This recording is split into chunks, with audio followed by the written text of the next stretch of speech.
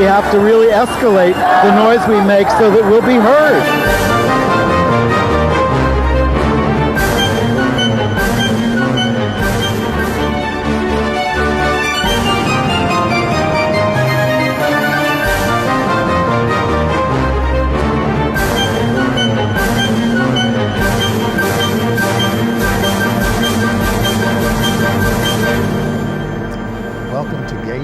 I'm Andy Hum. A Star is Born. Who's that? That's the movie name I couldn't remember last week. Oh, right. Right on the tip of my tongue. I'm Ann Northrup. The Judy Garland version. Exactly. Actually, I tried to watch the Janet Gaynor version this weekend, but it's in such terrible shape, it's hard to watch. Welcome to Gay USA, where we have lots of news this week, but I will keep making up for the fact that I couldn't pull the name A Star is Born out of my head last week. Okay. We'll start off by talking about somebody we all know, President Obama, who is refusing to issue a promised executive order that would ban anti-LGBT discrimination by government contractors. It's quite an interesting conundrum. They won't even answer real questions about it.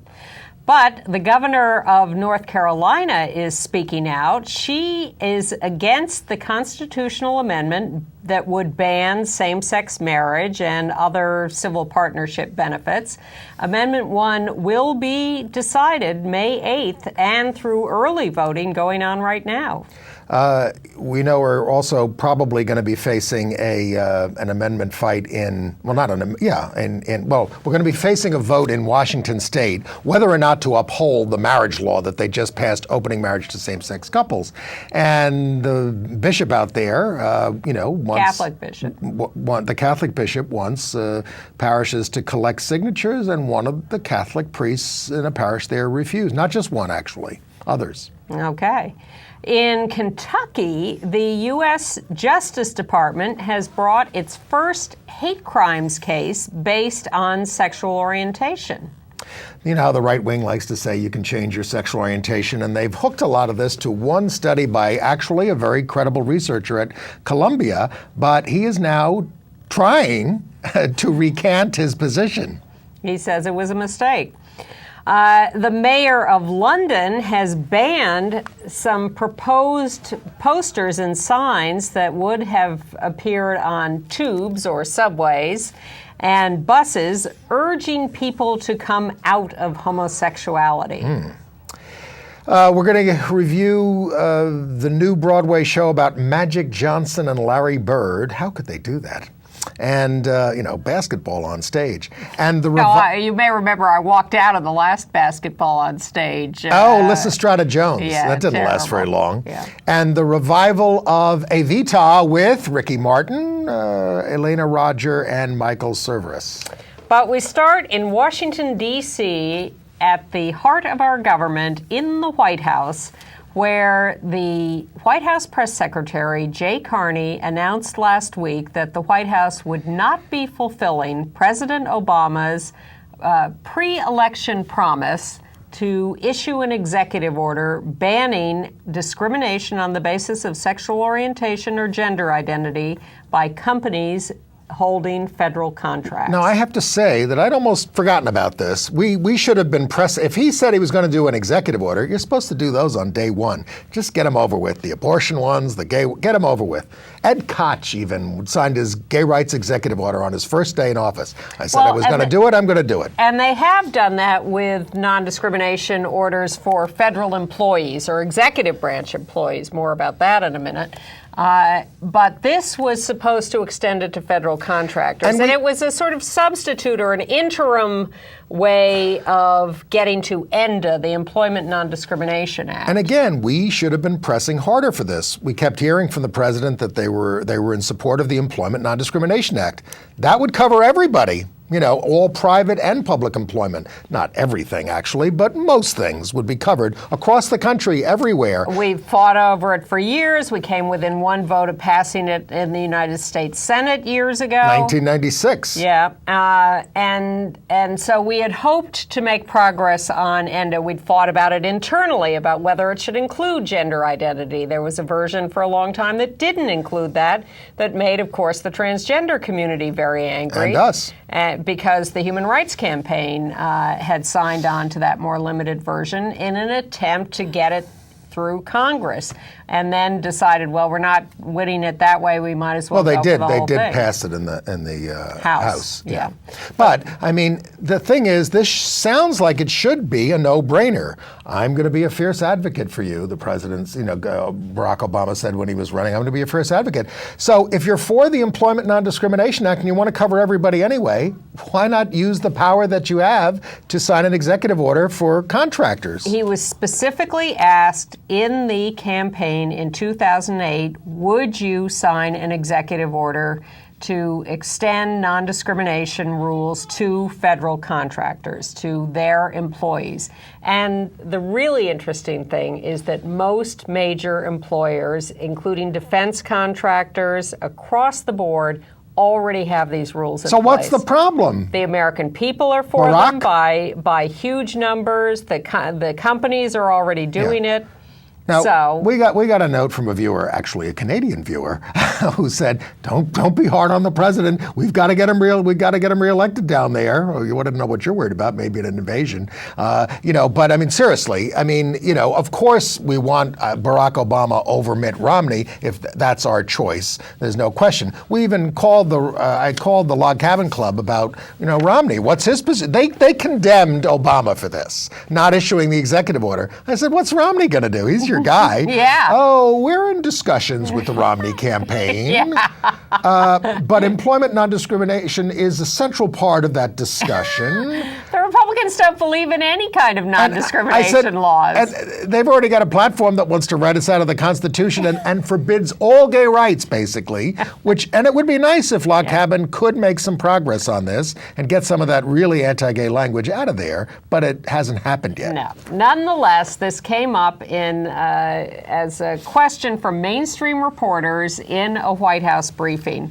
And the question was, why won't the president sign this executive order? And the answer from the White House press secretary repeatedly was, we have adopted a legislative strategy. We are working to get the Employment Non-Discrimination Act passed in Congress, just like we got repeal of Don't Ask, Don't Tell passed. And they say, and they're right about this, that, of course, the Employment Non-Discrimination Act would be a law as opposed to an executive order. That's all true, but you're not going to get anything through this Congress at the moment. What they refuse to acknowledge is that Don't Ask, Don't Tell was repealed by an all-Democratic Congress. We had control of both houses at the time, and there was all this back and forth about whether it would be in the defense appropriations bill and then not, and lots of negotiations about how it would happen, but it was an all-Democratic event. Now you have the Republicans controlling the House, and they're not going to pass an Employment Non-Discrimination And if you don't Act. stop criticizing Obama, we're going to have an all-Republican Congress, too, which is another point our viewer made. Actually, my point is,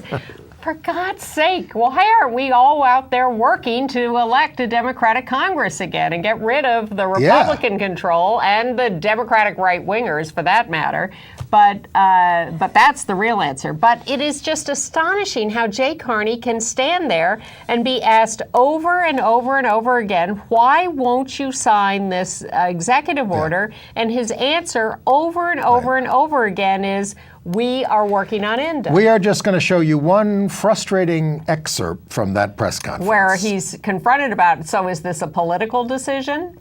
Roll tape. Chico Almeida, who's the president of Freedom to Work, has issued a statement saying, quote, this is a political calculation that cannot stand. Is this a political calculation? Absolutely not. The president is committed to securing equal rights for LGBT Americans, and that is why he has long supported ENDA. I think the president's record on LGBT issues speaks volumes about his commitment to securing equal rights for LGBT Americans. The approach we're taking at this time is to try to build support for passage of this legislation, a comprehensive approach to legislate on the issue of non-discrimination. And I think, again, the approach that we took in bringing about the repeal, working with Congress to bring about the repeal of Don't Ask, Don't Tell, is instructive here. And as it did then, our approach to this piece of the legislation demonstrates the president's very firm and strong commitment to non-discrimination and to securing equal rights for all Americans. Bad job there.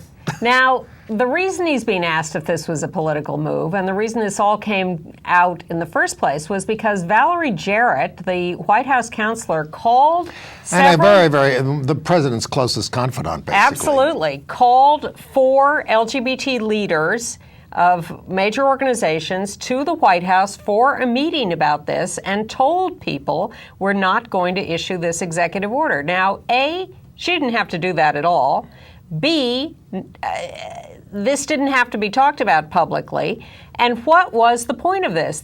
Clearly, the point was to send this message publicly that we're not going to do this. But there has been a lot of pressure coming from the community lately on this issue, and there should continue to be pressure on this issue until he signs it. People were collecting signatures. Members of Congress were starting to speak in favor of it. And 2 departments of government, I have it here, the Justice Department and the Labor Department have signed off on this thing. Yes, they said fine, and they wrote it. Yeah. They wrote it and sent it to the White House and said, we're fine with this. Go ahead, sign it. And Barack, I predicted that you were going to do this before, what did I say, before, you before owe me Pride money. Day. Yes. I owe Ann $5 now because you're not going to do it. Because I said, no, they're not going to do it because they're not taking any chances before the election. Wait a minute, what have I got here? Well, you'll There's dig a 5. Oh, excellent. Okay.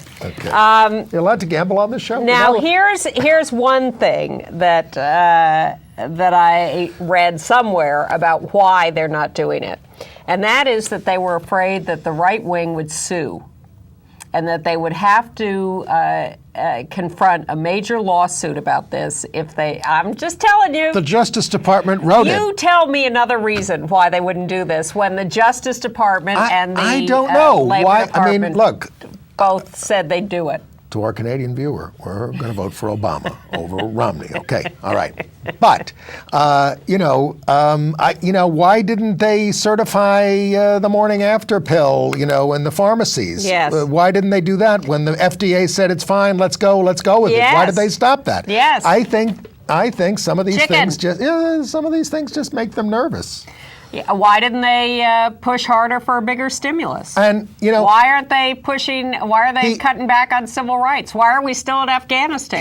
His numbers started to go up. We are voting for him. His numbers started to go back up a little bit when he came out and gave that kind of populist speech, and we're going to finally tax the rich and all that. He finally said it, which is what we've been asking him to do all along. And the unemployment figures got better. A little bit, but I mean, it's also just a more combative tone, and I'm going to finally stick up for you. We have always believed that being proactive and brave got you more support than being chicken. So now LGBT leaders are calling on them, all right, you're going to do ENDA? Do ENDA. Get it through the Senate, mark it up, do all that stuff. Ain't going to happen. Well, that's what they're saying. Show us that, you're really serious about this, which I don't think that they are. The National Council of La Raza, the leading Latino civil rights group, has called on the White House to change their mind and sign this thing. That's making no impact. Right. But in the meantime, the White House is doing some good stuff. They're having a conference on families to be held in Minneapolis with the Department of Justice and HH. Well, they're bringing in, I'd like to hear this guy, Stuart Dellery, who's arguing the marriage cases for the Department of Justice. This is the PR march by the White House to the LGBT community from now till the election. Would you rather they didn't do it? They've done health, they've done education. You don't think it means something for the White House to throw themselves behind this publicly and do these things all over the country? I think, I think the greatest thing they've done is change their mind on DOMA and refuse and attack it in court. I think they've done wonderful things. Yes. I think they've done amazing things across the board.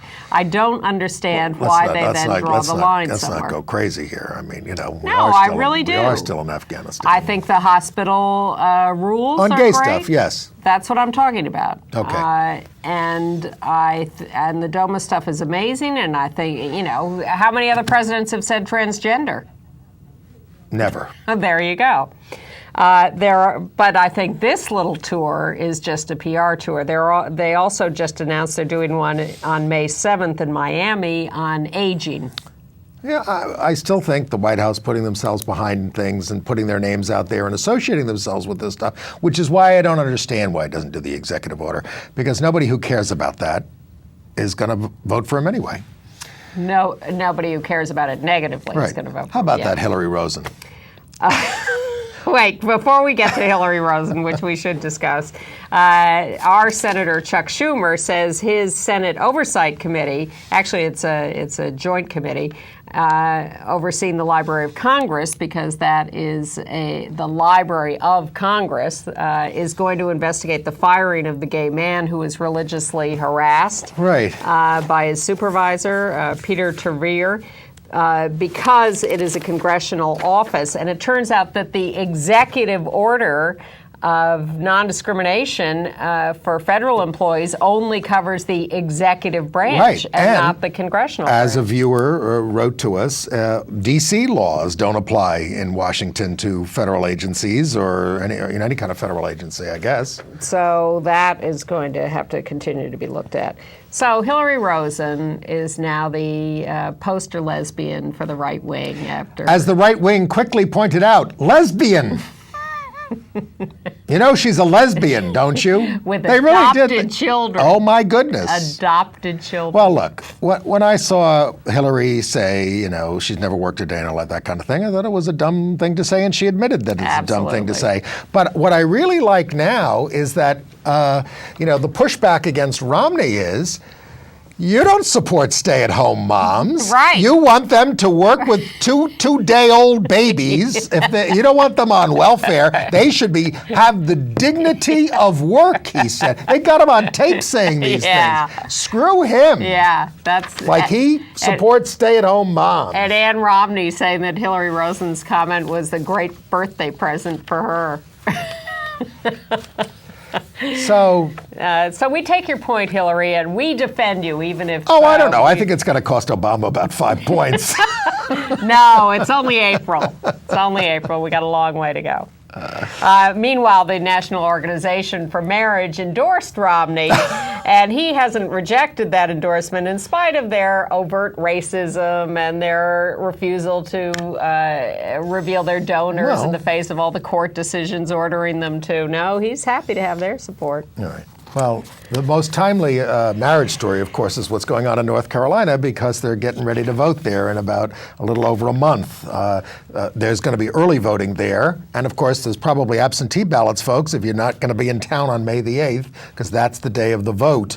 And they're going to vote on Amendment 1, which, well, actually, Governor Perdue, who comes out in this tape, explains a lot of what the problems with this thing are. Governor Bev Perdue did a sort of public service announcement or campaign announcement against Amendment 1 and explained its very bad implications. So let's let her tell you what it's about. Hi, I'm Governor Bev Perdue. Amendment 1 is a proposed constitutional amendment that could harm families and businesses across North Carolina. Whatever your personal, moral, or religious views may be, writing discrimination into North Carolina's Constitution is just plain wrong. It would ban the state from recognizing civil unions, strip away domestic partner benefits, and it actually could eliminate legal protections for all unmarried couples in the state. This will harm the security and stability of North Carolina families like never before. The amendment could also harm children, because some children of unmarried parents could lose their health care and their prescription drug coverage. The amendment, I believe, is dangerous for women. There is a real risk that some of the laws we have on the books now to protect the victims of domestic violence may no longer apply to many women in this state. Our Constitution was written to guarantee rights, not to take them away. So on May 8th, I'll be casting my vote against Amendment 1. I hope you will join me and do the same. I'm down in North Carolina, I will vote no. No, I'm not registered there. I did go to school in Virginia, just to the north. You remember the Prop 8 trial in California, and there were only 2 people who testified for the right wing because all the rest said, oh, we're too scared because people will hurt us if we testify. One of the ones who did testify was this guy, David Blankenhorn. Yes, sure. Fancies himself a big marriage expert. He opposes Constitutional Amendment 1 in North Carolina. Oh. It goes too far. It precludes all domestic partner benefits. Well, but even the National Organization for Marriage was saying they would support civil unions in New Hampshire. Well, they're big liars. But well, but by the way, Bev Perdue from North Carolina, she's come a long way because she was very reticent about this and nervous about it. But our best chance of winning this vote is making clear to people that it's not just about marriage. It is about opposite-sex couples losing any kind of acknowledgement or benefits. It's got this term in it called domestic legal union, which apparently doesn't exist in any North Carolina statute. So they're going to end up in tons of litigation over this. It's a mess. And the president is also against it. Yeah, but President Barack Obama. Here's an ancillary problem. The executive director of the North Carolina Democratic Party has just resigned. He was accused of sexually harassing a male staffer. But whoops. There has been some kind of negotiated settlement about this, but he denies this charge completely and says and the ex-party chair is defending him, and it turns out the charge was made by these wacko, Art Pope in North Carolina, who's like the Koch brothers.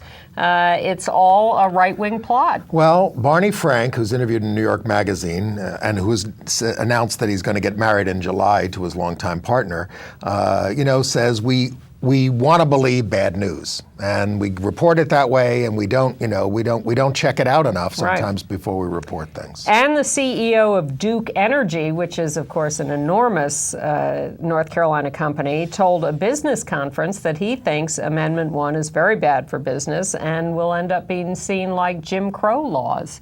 And he's against it. So there's certainly a loud outcry against it. I'm not, North Carolina voted for Obama the last time. It's obviously becoming a more progressive state. But I think if we can win, we can make that our first big win, other than the Arizona win, which was similar because it also banned domestic partnership and then they just banned same-sex marriage after that and they were successful. But if we can win there, we can win anywhere. It would be amazing if we could win in North Carolina. Maybe not New York. Thank God we don't have ballot initiatives here. Yet.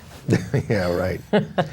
And good news from Tampa, Florida, where a domestic partner ordinance was signed by the mayor. It takes effect in 90 days, so progress somewhere. So again, in Washington State, the marriage equality law is supposed to go into effect in June, but if the right wing gets enough signatures, they can put that on hold until the November election, and then we will have to vote affirmatively yes on the ballot initiative to get the law into effect. So similar thing going on in Maryland. They're collecting signatures there, and the right wing is collecting signatures to get a ballot referendum to stop marriage. It's called Referendum 74, by the way.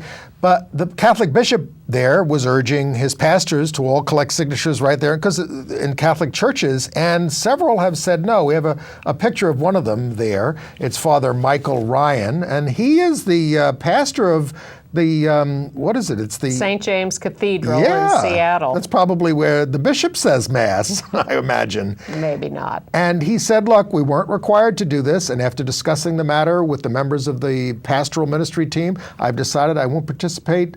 Doing so would prove hurtful and seriously divisive in our community.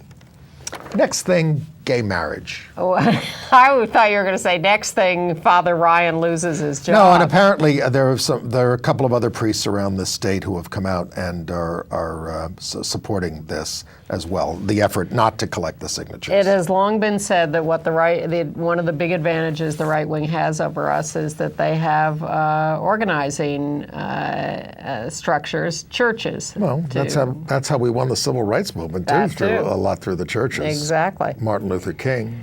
Southern Christian Leadership Conference. A couple of more notes from the National Organization for Marriage. Our out gay Republican presidential candidate Fred Karger is following up on the news of Romney's $10,000 donation to National Organization for Marriage. He's filed a complaint with the California Fair Political Practices Commission for their failure to report that donation in the Prop 8 campaign. When's Fred gonna get a victory? He's gotten victory after victory after victory in these cases. You mean in the presidential primaries? He's still hanging in there, isn't he? He is. He's on the ballot. He hasn't dropped. Santorum, not running anymore. You don't suppose he's going to end up in the cabinet, do you? Fred Karger? No, Santorum. Oh my gosh. Isn't that a horrible thought? He's not a very nice person. No. Well, neither is Romney, I'm convinced. I think there's a lot of anger behind that lovely face. Meanwhile, National Organization... What's he got to be mad about? He's a rich People kid. being mean to him. Yeah? Yeah, and being envious of his money and telling him he has too much. National Organization for Marriage claims the IRS leaked their tax returns to the Human Rights Campaign, which posted them online and then removed them. Well, their site was also hacked this past week. Oh, that was a riot. Their tweets were hacked. Yeah, it seems unlikely. I'm not for hacking.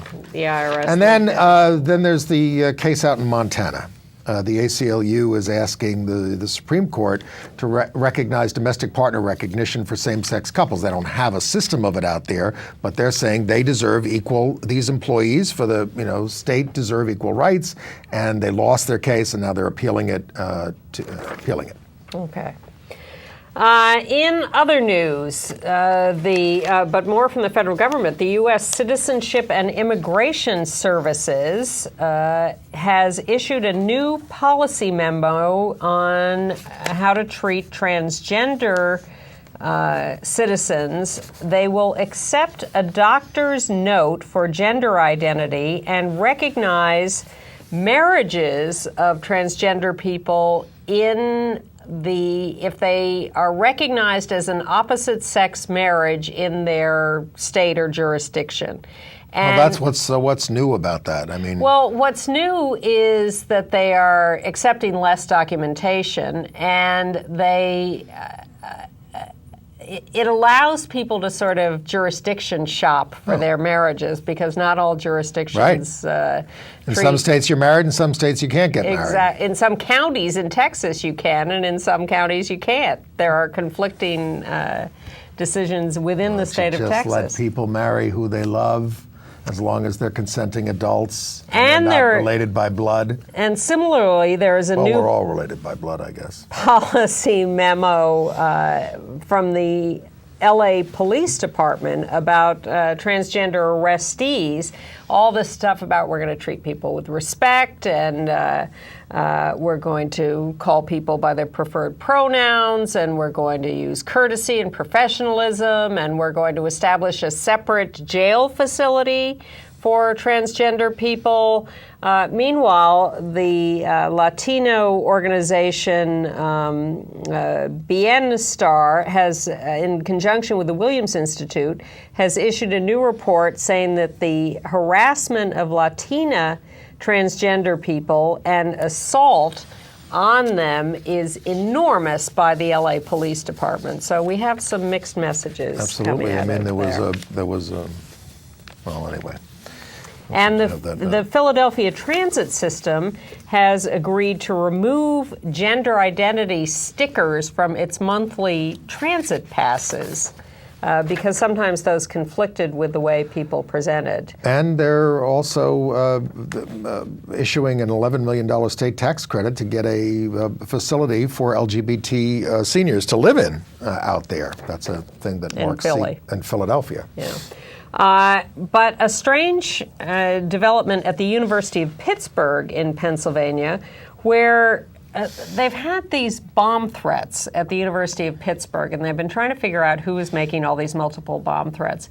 So the FBI decides that, maybe it's this transgender male student who was thrown out of the university because he accused them of discriminating because they wouldn't let him use the men's locker room. We have a picture of him. Yeah. So so suddenly they're taking him before the grand jury. Absolutely nothing to do with this case, but because he has a complaint against the university, he's now a suspect in the bomb threat. Please, and well, I live in New York City, where everyone is a suspect, and we're not joking about that. I mean, the stops and frisks. They do 700,000 stops and frisks in this town. It's almost all African American and Latino young men mostly. Yeah.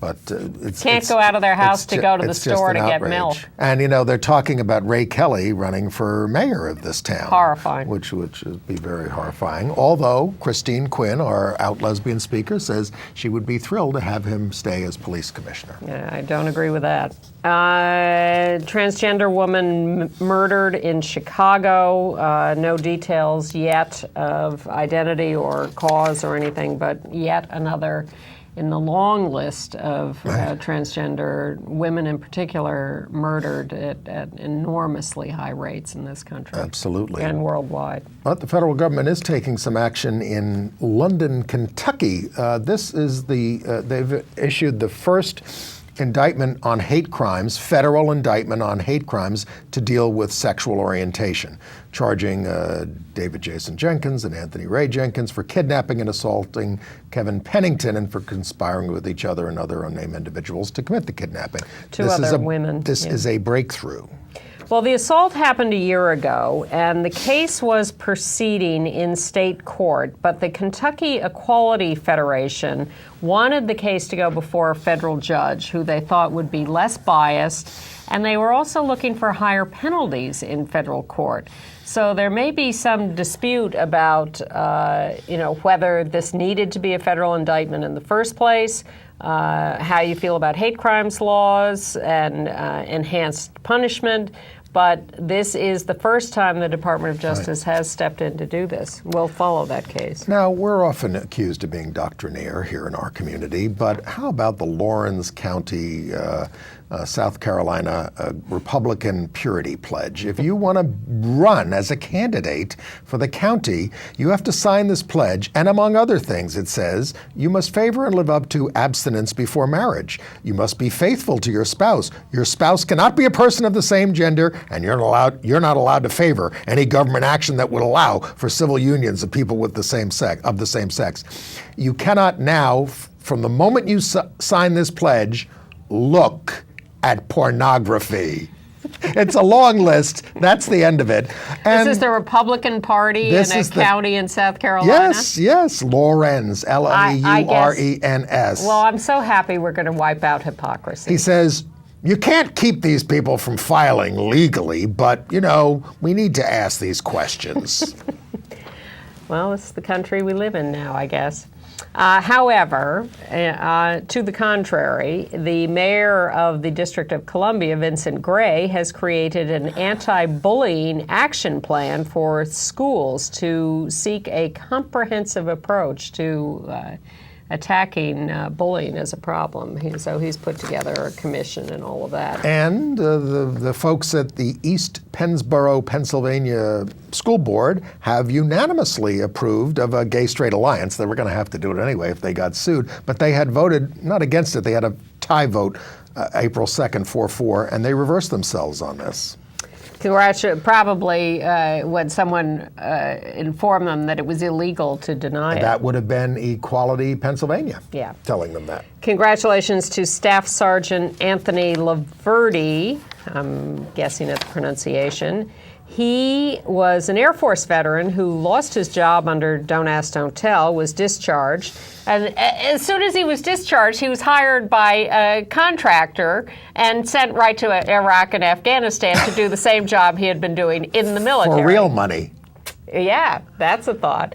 Well, he has now been reaccepted in the Air Force. He's the second person discharged under Don't Ask, Don't Tell to be reinstated. There's three people who are part of a lawsuit here, and they're still waiting for the third plaintiff in the case, Mike Almy. He's the most famous. The Air Force Major, Mike Almy? Yes. A-L-M-Y. Yeah, so he's expected to get his job back, too. In San Diego, they are moving ahead on renaming a street Harvey Milk Street. They're not so sure about posting the rainbow flag for whatever it's going to cost them. Well, this will be This a is street the Hillcrest neighborhood. Yes. And the street leads up to the LGBT center there. Now, we kind of buried the headline this week because there's big news from the psychiatric world. Okay. Robert Spitzer, who was at Columbia, was one of the people who led the fight to get gays removed from the Index of Mental Disorders back in '73. Yep. But then, he says, I kind of like controversy. But he says this in the article. He's about 100 now. Oh, and how old is he? He's old now, and he also looked at figures about people who said that they had claimed that they had converted from homosexuality. And he talked to a few who said, oh, yes, I'm ex-gay. Yes, a handful. So in 2001, he put out this report that, yes, people can change their sexual orientation. But so then a gay guy goes and interviews him. Now, well, first of all, his research has been what all these ex-gay groups have hung their stuff on because he's the most credible to the mainstream person. Unlike God, who talks about it in the Bible. That's not enough. I was going to say, unlike Joseph Nicolosi, who got thrown out of every mental health group as a charlatan. Oh, well, the guy who wrote this article went to Nicolosi and talks about his experience with him. Yes. He went for treatment from Nicolosi. Who's very nice, but nice. I consider he's a monster. "Quote unquote" conversion therapy to basically be genocidal. More about that later, though, when we talk about Britain and the London Signs. Yeah. Anyway, so now Spitzer says, in retrospect, I have to admit the critiques of my work are largely correct. and conversion therapy can be harmful. But thank you, Bob. He spoke to the editor of the Archives of Sexual Behavior, where he wrote the original thing, and he wants to write a retraction, but they declined. Yeah, what's that all about? I don't know. Maybe because he hasn't done a new study? I don't know. Yeah. And why won't the Obama administration issue an executive order? These are our questions this week. Well. And speaking of ex-gay types, this, Scott Lively, the right-wing nut who's... Uganda Kill the Gays bill. Right. Basically the godfather of it. Boston Tea Party was holding a big rally, which turned out to be 100 people, maybe. And Scott Lively was a featured speaker, and Representative Louis Gohmert from Texas, who the fact that he's allowed to be in Congress is really wild. 40 protesters, Occupy types and gay activists showed up, and just to peacefully protest this, they got assaulted by the cops, arrested, and someone on the stage said, "We will not be silenced by faggots." Charming. Tea Party. I wouldn't criticize a demonstration with 100 people, having been to a demonstration with one person. That was you. Yes. Well, and on a lighter note, I want to... It was very successful. I want to congratulate the two gay guys who took that picture of Hillary Clinton in the... With the beer? No, before that. They found the picture of Hillary on one of her trips, her State Department trips, in the belly of the plane with her BlackBerry. She's wearing her sunglasses, and it's a real power picture. Yes. And then they made up this whole thing of, they took pictures of like... she loves it. Celebrities saying, will you... Mark Zuckerberg, will you be my Facebook friend? No. They made up this whole thing, and she loved it. She invited them to the State Department, and she started getting involved in this back and forth. So you can see the whole thing, because I'm not explaining it terribly articulately. It's funny. By Googling texts from Hillary. It's very amusing. And we've been telling you that this is Harry Hayes' centenary, the guy who founded the Mattachine Society in 1950, folks. It wasn't easy then, but he formed the first, basically, well, the first ongoing gay group in those days. There is an exhibit at the main library, San Francisco Library, Public Library's Jewett Gallery, April 21st to July 29th, Radically Gay, The Life of Harry Hayes. So drop in and take a look. Excellent. Shall we move on to international news? Sure.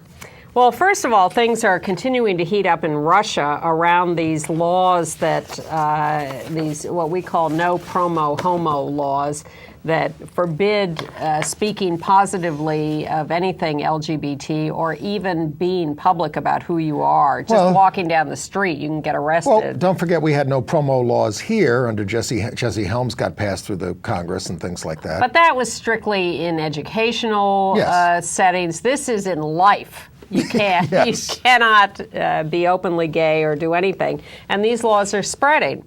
But activists are fighting back. Some of them have been arrested in demonstrations. And there's an international activist, LGBT activist group called All Out that is fighting these laws and other fights around the globe. And they put some St. Petersburg, Russia activists on videotape for a very moving little demonstration of them publicly talking about these laws and their implications. Dear friends around the world, I'm Paulina and we're here in St. Petersburg.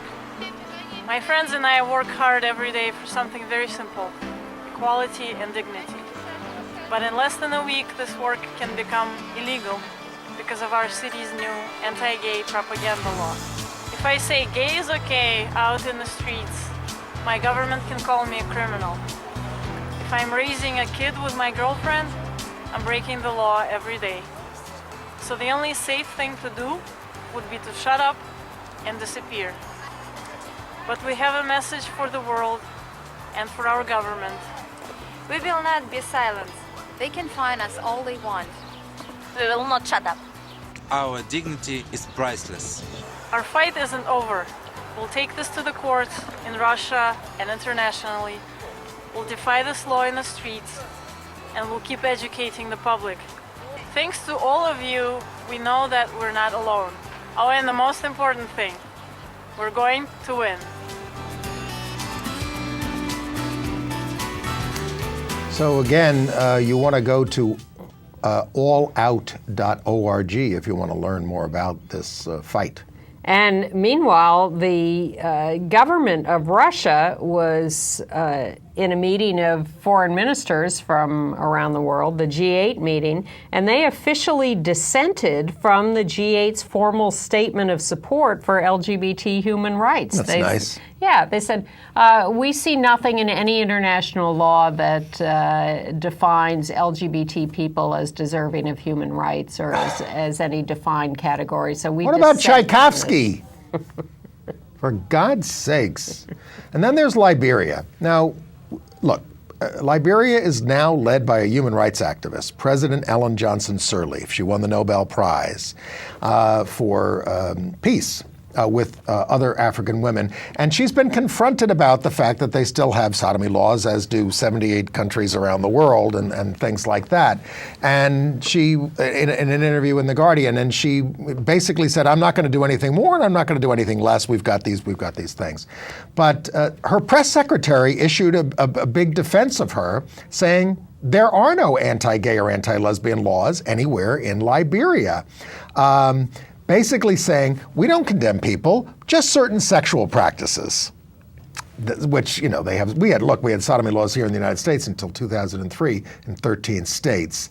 And, you know, he says things like, look, while the U.S. and other countries are discussing these kinds of issues about gay and lesbian stuff, we were embroiled in a civil war and we had other issues to deal with. So, you know, it's going to take a long time to, bring that around. But she is standing the line and saying, I'm not going to sign the worst law. Exactly. Oh, no, I'm trying to give her credit for this. Yeah, but that's what we've been saying. Yes.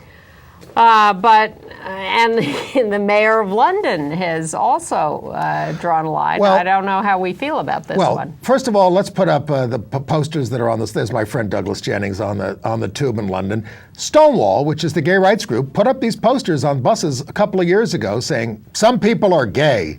Get over it. That's their slogan, in fact, now. In fact, they just had a mayoral forum with all the people running for mayor, because the mayoral election is coming up rather soon. And they all put that on T-shirts and wore it and things like that. But then, let's go to the other slide. And a right-wing Anglican group has come up with another slogan that they wanted to put on the subways. Can we change the slide to the next one? We're getting there. And it says, not gay, ex-gay, post-gay, and proud. Get over it. In the same typeface and style as the other poster. So Boris Johnson, who's the Conservative mayor of London, he's from the Conservative Tory party, he said, this is an outrage, this is violent against gay people, we're not doing this, we're not allowing that. And he took them down. And I have to say, Britain is on the verge of basically has hate speech laws at this point. As do other countries. I think these posters are reprehensible. I think the ex-gay movement is reprehensible, et.cetera. But it's not like they're calling us faggots and, or using stuff like that and things like that. They have a point of view. Well, and why shouldn't they be able to advertise it as well? I think that's a debatable point. I think to say not gay, ex-gay and proud, post-gay, all of that is meant to be a condemnation of being gay. Okay. Now, I agree with you that I am in general for complete free speech and not I'm not for things. complete free speech. Well, not censoring points of view. But, and I wouldn't want, very bad words to be used, things like that. Look, someone in The Guardian who was where you draw the line becomes an issue. All right, someone who was responding in The Guardian. And I don't have an answer to this. In the comments section, just wrote, ex-Christian, post-Christian, and proud. Get over it. Which is funny, right? So they're very dry over there in their comment sections. They're not as earnest as we are. But that might be interpreted as anti-Christian. And I want to be able to say that because I think Christianity is wrong about homosexuality for the most part. Well, then the question becomes, are those equatable? And is going after sexual orientation more personal and condemnatory? I think people should, give up false religions. That I might be accused of prejudice if that's the case. But I am advocating a point of view. I think it's a complicated question. It is. Now and in their mayoral debate, they can, Ken Livingstone is very pro-gay, was confronted because he once, where was this? Yeah. He said he wanted London to be a beacon for the philosophy of the Prophet Muhammad once. So people were, at the Stonewall debate, they were calling him out on this. And he said, look, it used to be Jews, it used to be blacks in this town, it used to be you, in a way, and now it's them. So that's why I'm sticking up for them. So we'll see. There's a gay candidate in the race, too, Brian Paddock, who's a former police chief. Very interesting. He's from the Liberal Democratic Party. And a sad story from Halifax, Nova Scotia, where a gay activist and journalist, Ryan Raymond Tavel probably, was beaten to death outside a gay bar by a violent mental patient who had been released unsupervised for a few hours from a mental hospital. In time to kill somebody. And never came back to the hospital, surprise, and beat this guy to death. And had been himself hospitalized in the past because of his violent tendencies. Absolutely, and he's let out unsupervised. And so now this poor guy is dead. A prominent gay activist. Terrible story. All right. AIDS news? AIDS news. Well, sorry to see the Obama saying legalization is not the answer on drugs, and they have been very hard on marijuana and everything else, and that's another Everyone totally ignores the Institute of Medicine report from some years ago that documented medical positive results from use of medical marijuana. They just don't want to hear about it.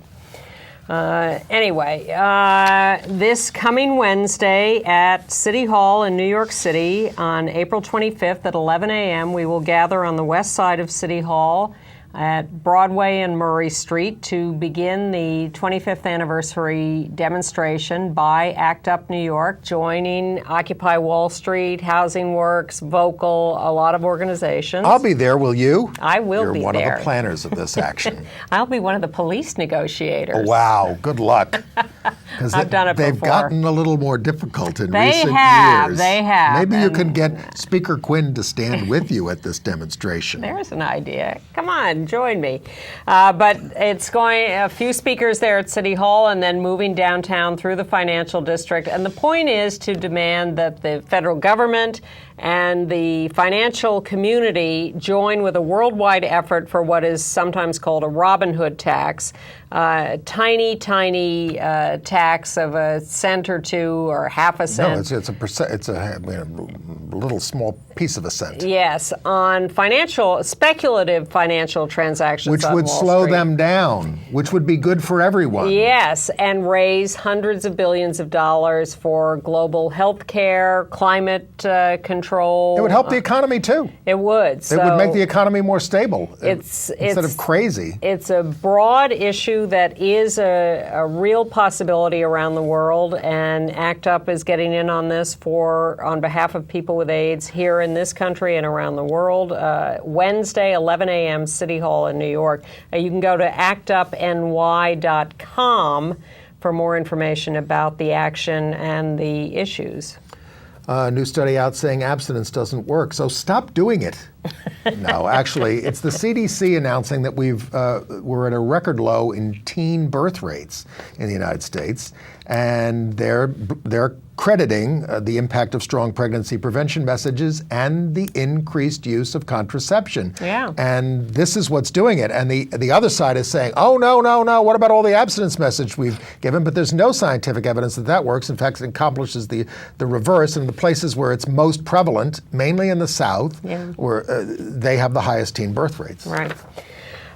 San Francisco celebrated the 25th anniversary of ACT UP by throwing ashes of a guy who had died some years ago on the steps of a Catholic church, Mission Dolores Basilica. Right. He had asked that his ashes be used in a political demonstration. They finally got around to it. You may remember it from Vertigo.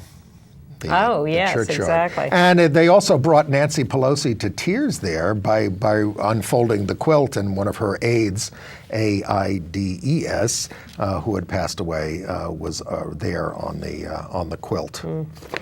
Well, James Wilcox may be brought to tears. He's 48 years old, and he has pleaded guilt. He was found guilty in a court in Montreal of having unprotected sex without disclosing he was HIV positive. He was found guilty of sexual assault causing injuries.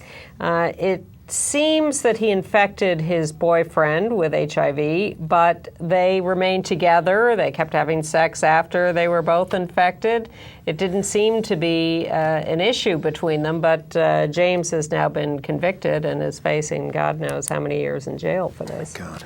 How do we feel about the new head of the World Bank, Jim Young Kim, who was the president of Dartmouth College? He worked with Paul Farmer on HIV and AIDS in Haiti and elsewhere. A pioneer like that. in treating HIV. But the developing world is saying, when are we going to get a shot at this? It's always an American. Well, it was quite clever of the president to nominate a Korean national to be the U.S. candidate.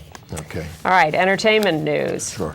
We mourn the death of Paul Hickey, 62 years old, longtime partner of Andy Bell, half of Erasure. Paul Hickey, they'd been together for like 30 Ages. years, yeah.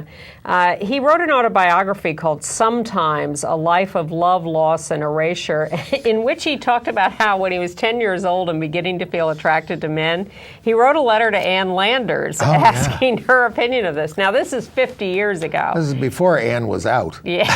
Well, maybe she never came out. As a nice human being. Right. She told him he was sick and needed help Right. and treatment, but he transcended that. How unfortunate. And was well known as Andy Bell's he was in a coma for a long time. He had a series of strokes and things like that because of his, basically his hard living and things like that. But he fought through all this and did write that biography. Yeah. And I will take this moment in entertainment news to again apologize for not remembering the name of the movie A Star Is Born. The second one. Not the Janet Gaynor first, one. not the Not the third. Barbara Streisand one. There may have been a silent one even before the Janet Gaynor one. Oh, God. Now you've opened up another Pandora's box, and they're going to be writing me emails. But I could watch the Judy Garland version every week, even though I walked out of the play about her life last week. We do welcome your comments, and you can write to me at andyhum@aol.com. And we'll also put you on our email list for weekly program updates because we are in the middle of Pledge Now with free speech, and we update you on the schedule and things like that. Yeah. Did see a couple of plays this week. Evita with Ricky Martin as Che Guevara. The long-anticipated Evita with Ricky Martin. He's fine. And saying that, I could never do what he does on a stage or sing as well as he does or dance as well as he does and all that kind of stuff. Or raise twins. I don't think he's entirely appropriate for the role. But, Why? he does. Too happy? He does. It's a darker kind of a role. And this is kind of a dark production directed by Michael Grandage, who was the former head of the Donmar Warehouse, where I've seen many, many, many, many productions. And he brought Elena Roger over. She's Argentinian. And finally gets to play Evita, Elena Roger. Yeah. And so, I enjoy the music, and it's a good show. And Michael Cerveris is playing Juan Perón. Mm-hmm. And then they're doing this, after the success of Lombardi about Vince Lombardi, sponsored by the NFL, well, the NBA is sponsoring Magic Bird, about Magic Johnson and Larry Bird. Yes, this is the bid to get straight men back in the theater. It's interesting that Disney discovered Broadway, and now these other organizations are discovering Broadway. Yeah, and this isn't terrible. It even starts with the announcement that he has HIV. Yeah. It starts there.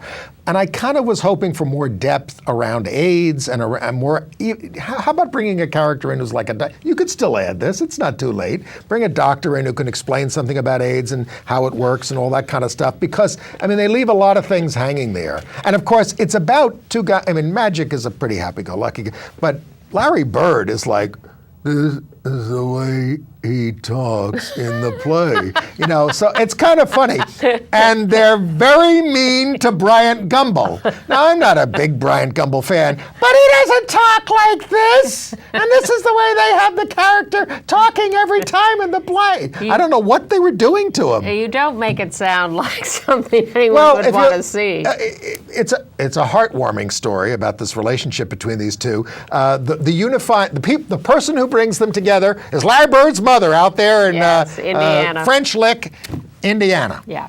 And that's the big scene that brings them all together. I want to recommend that everybody go out and get this week's issue of The New Yorker and read about Alison Bechdel's new book about her mother called Are You My Mother? It's a new graphic novel. She did the brilliant National Book Critics Award winning graphic novel Fun Home. Fun Home, right. Fun Home. We had her on the show when she did that. Are You My Mother? Alison Bechdel coming out, but a big piece in the New Yorker. And a story about Nicholas Heitner, the openly gay director of the National Theater in London, too, in that issue. What an issue. Yeah, and ACT UP 25th anniversary next Wednesday, 11 a.m. City Hall. See you there, and we'll see you here next week.